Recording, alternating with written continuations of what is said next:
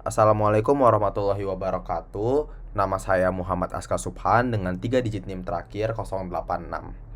Di sini saya akan mendemokan hasil dari aplikasi saya yang mengimplementasikan Firebase dan local storage. Nantinya, demo kali ini akan menunjukkan bagaimana aplikasi React Native menggunakan dua layanan dari Firebase, yaitu Firebase Authentication yang digunakan untuk menyimpan informasi login. Kemudian ada Firestore Database yang menyimpan data mahasiswa yang nantinya akan ditampilkan di view React Native. Aplikasi ini juga menggunakan MMKV sebagai penyimpanan lokal untuk menjaga status login secara persistensi. Sebelum saya masuk ke aplikasinya, di sini saya ingin menunjukkan Firebase yang saya buat. Di sini Firebase yang saya buat menggunakan dua layanan Firebase, yaitu Firebase Authentication dan Firestore Database. Firebase Authentication ini digunakan untuk menyimpan data login yang masuk ke aplikasi. Di sini saya menggunakan sign in method berupa email dan password. Di sini saya juga sudah memiliki satu user, yaitu aska@test.com. Namun nantinya untuk demo kali ini saya akan meregister user lagi. Kemudian layanan yang kedua yang saya gunakan yaitu Firestore Database. Di sini nantinya digunakan untuk menyimpan data dari tabel mahasiswa yang nantinya akan di-fetch dari Firestore Database untuk ditampilkan di view React Native. Oke, langsung saja kita ke demonya. Baik, di sini saya sekarang sudah berada di aplikasi yang saya buat menggunakan React Native. Saya di sini menggunakan simulator iPhone 16 Pro Max dengan spesifikasi iOS 18.3. Di sini aplikasi saya menerima dua buah masukan, yaitu email dan password sesuai dengan input yang saya buat tadi di Firebase Authentication. Sebelum saya masuk, saya akan mencoba register dulu.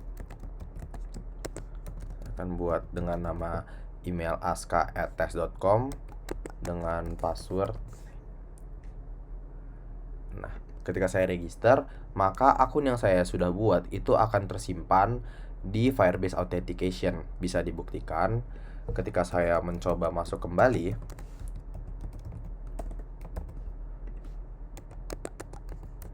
Maka saya sudah tersimpan datanya. Di sini saya juga bisa melihat data mahasiswa dari Firestore Firebase yang saya buat tadi, sehingga ketika saya buat lihat data mahasiswa, maka akan mengembalikan data dari tabel mahasiswa yang saya buat di Firestore Firebase. Nah, aplikasi yang saya buat ini juga sudah menggunakan MMKV, sehingga jika saya kill aplikasi ini, kemudian saya masuk kembali ke aplikasinya.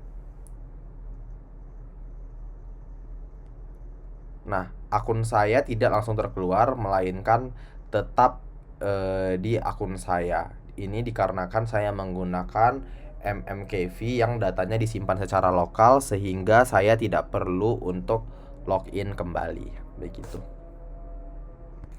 Baik, sekarang kita sudah berada di program aplikasi React Native saya. Di sini saya menggunakan Firebase versi 12.6.0 dan juga React Native MMKV versi 4.0.0.